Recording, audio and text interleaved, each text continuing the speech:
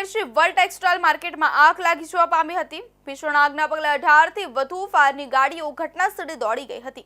આ ઘટનાની જાણ થતાં સારોલી પોલીસ પણ ઘટનાસ્થળે દોડી ગઈ હતી અને ફાયરની સાથે કામગીરીમાં જોતરાઈ હતી। 5મા માળે લાગેલી આગની ઉપર 2 માળ પર રહેલા સૌથી વધુ લોકોને પોલીસે તાત્કાલિક નીચે ઉતાર્યા હતા। ફાયર વિભાગ સાથે મળીને પોલીસે સરાહનીય કામગીરી કરી હતી। સારોલી રોડ પર ભરત કેન્સર પાસે આવેલી કુબેરજી વર્લ્ડ માર્કેટમાં કાપડની વિવિધ દુકાનો આવેલી છે, જેમાં ગુરુવારે સાંજે આશરે 5 વાગ્યાની આસપાસ આગની ઘટના બની હતી। 5મા માળે આવેલી કાપડની દુકાનમાં આગ લાગી ગઈ હતી, જે બાદ ધુમાડો નીકળવા લાગ્યો હતો અને કુબેરજી વર્લ્ડ માર્કેટના જે માળ પર આગ લાગી હતી ત્યાં 8 થી 10 જેટલી દુકાનો આવેલી છે। જોતજોતામાં આગ ફેલાઈ હતી, જેને પગલે ફ્લોર સહિત માર્કેટમાં ભાગદોડ મચી ગઈ હતી। ઘટના અંગે ફાયર વિભાગને જાણ કરવામાં આવતા 18 ગાડીઓ દોડી આવી હતી। ઘટનાની ગંભીરતાને જોતા સારોલી પોલીસ સ્ટેશનના જવાનોનો કાફલો પણ ઘટનાસ્થળે દોડી ગયો હતો।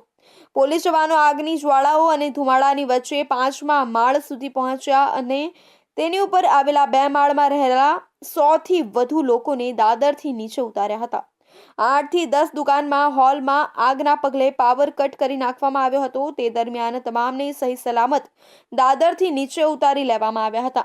ફાયરની ગાડીઓ સાથે એમ્બ્યુલન્સ પણ સ્ટેન્ડ બાય રાખવામાં આવી હતી। કુબેરજી માર્કેટની પાછળથી હાઇડ્રોલિકની મદદથી ફાયરના જવાનો દ્વારા બારીમાંથી પાણીનો મારો ચલાવવામાં આવ્યો હતો। દુકાનની અંદર 2 બાજુથી પાણીનો મારો ચલાવવામાં આવી રહ્યો હતો। આશરે 2 કલાકની જહેમત બાદ આગ પર કાબુ મેળવી લેવામાં આવ્યો હતો। જોકે કુલિંગની કામગીરી વધુ 2 કલાક ચાલી હતી। સાથે જ આગને પગલે કાપડની દુકાનનો સામાન બળીને ખાખ થઈ ગયો હતો। ફાયર વિભાગની ટીમ દ્વારા ફાયરની ગાડીઓ સાથે એમ્બ્યુલન્સને પણ સ્ટેન્ડ બાય પર રાખવામાં આવી હતી।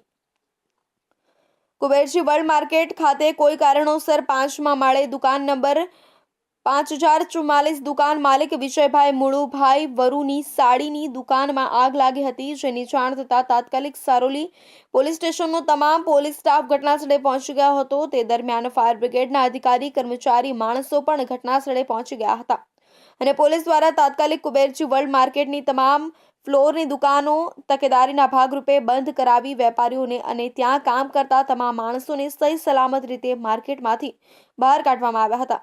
આ સાથે માર્કેટની લિફ્ટ બંધ કરાવી તેમાં કોઈ માણસ ફસાયેલું નથી તેનું ધ્યાન રાખવામાં આવ્યું હતું। આ ઉપરાંત માર્કેટમાં લાઇટ બંધ કરાવી બીજી કોઈ અન્ય દુર્ઘટના ન થાય તેની તકેદારી રાખવામાં આવી હતી।